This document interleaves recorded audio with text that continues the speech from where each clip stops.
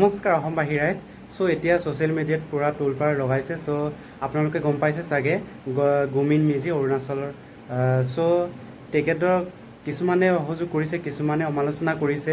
আৰু মোৰ মতে যিমান গুমিন মিজিয়ে যিমান ভাল কাম কৰিলেও আমি ছাপোৰ্ট নকৰোঁ, কিয়নো মানুহক যদি অসমৰ মাটিতে সোমাই পিনে অসমৰ মানুহক যদি আক্ৰমণ কৰে, এইটো আমি কেতিয়াও ছাপোৰ্ট নকৰোঁ।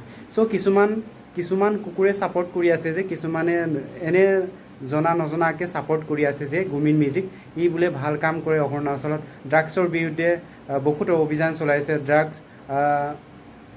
ড্ৰাগছ মাফিয়াসকলক দৌৰি নি পিনি আৰক্ষী থানাত গতিয়াই দিছে। ড্ৰাগছৰ বিৰুদ্ধে অভিযান চলাই তেখেতে ভাল কাম কৰিছে বুলি কৈছে। কিন্তু অৰুণাচলত কৰিব পাৰে, কিন্তু আমাৰ অসমত কৰা নাই। আৰু আমাৰ অসমত কৰিবলৈ হ'লেও বিনা পাৰ্মিশ্যনত এই অভিযান চলাব নোৱাৰে। ই হৈছে অৰুণাচল মানুহ, আমি হৈছে অসমৰ মানুহ। যদি অসমৰ মাটিতে সোমাই পিনি অসমৰ মানুহক যদি আক্ৰমণ কৰে, আমি কেতিয়াও ছাপোৰ্ট নকৰোঁ। এইজন মানুহে কুকুৰৰ দৰে বকি আছে যে একো নজনাকৈ, মানে তাৰ মূৰত একো মাল নাইকিয়া হৈছেগৈ। তাৰ মানে এতিয়া তেজপুৰত ট্ৰিটমেণ্ট কৰিবলগীয়া অৱস্থা হৈছেগৈ। এইটোৰ কাৰণে এনে জনা নজনাকৈ আবল তাবলকৈ বকি আছে। অৰুণাচলত যিমান ভাল কাম কৰিলেও আমি কেতিয়াও ছাপোৰ্ট নকৰোঁ। যদি অসমৰ মানুহক যদি আক্ৰমণ কৰোঁ, আমিও ভাল নাপাওঁ। আৰু ই কৈছে যে, এইজন কুকুৰে কৈছে যে আদি মিচিং আমাৰ সম্পৰ্ক আছে, ভাই ককাই বুলি মানুহ, এইটোৰ কাৰণে আমি ছাপোৰ্ট কৰোঁ বোলে।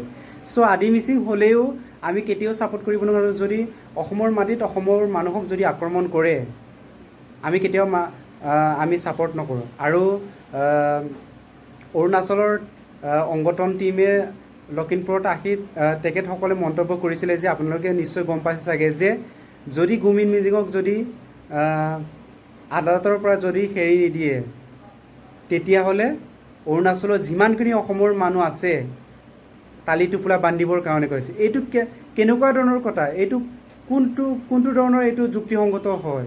এইটো কেতিয়াও যুক্তিসংগত নহয়, অসাংবিধানিক কথা মন্তব্য কৰিছে। অসমৰ মাটিক অসমকে ধমকি দি পিনি গৈছে, তাৰ বিৰুদ্ধে কোনে মাত মাতিব? আমাৰ জাতীয় সংগঠনকেইটাই চুপচাপ বকি আছে। অৰুণাচল মানুহ অসমত আহি পিনি ইমান দাদাগিৰি কৰি আছে, দম দেখাব পাৰিছে। আমাৰ অসমৰ সংগঠনকেইটাই ক'ত গ'ল? আমাৰ সংগঠনকেইটাই তাৰ বিৰুদ্ধে মাত এষাৰো মতা নাই। আৰু আপোনালোকক মই এটা উদাহৰণ দিব বিচাৰিছোঁ, উদাহৰণে নহয়, যোৱা বছৰে আমাৰ অসমৰ মানুহক এমাহতে ৩-৪জন মানুহক দাৰে গপিয়াই হত্যা কৰিছিল। এমাহতে আমাৰ মিচিং মানুহ 3জন আছিলে। তেতিয়া অৰুণাচল সংগঠনকেইটাই আমাক সহযোগ কৰিছিলে নেকি? এতিয়া যে কিছুমানে এতিয়া যে গুমিন মিজিঙৰ কাৰণে আমাৰ অসমৰ সংগঠনকেইটাই কিছুমানে অসহযোগ কৰিছে। এৰেষ্ট কৰাৰ কাৰণে যদি ইমান আমাৰ অসমত মাটিত আহি পিনি ইহঁতে ডাঙৰ ডাঙৰ মন্তব্য দিব পাৰে, কিন্তু আমাৰ অসমৰ মানুহক যোৱা বছৰে এমাহতে 3-4জন দাৰে গপিয়াই হত্যা কৰিছিল। এইটো ছিজনত অৰুণাচলৰ সংগঠনকেইটাই আমাক কেতিয়াও সহযোগ কৰা নাছিলে।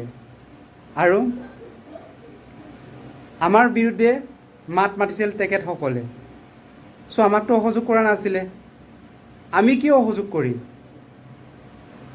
আদি মিচিং হ'লেও বাই ককাই হ'লেও আমি কেতিয়াও অসহযোগ কৰিব নোৱাৰোঁ।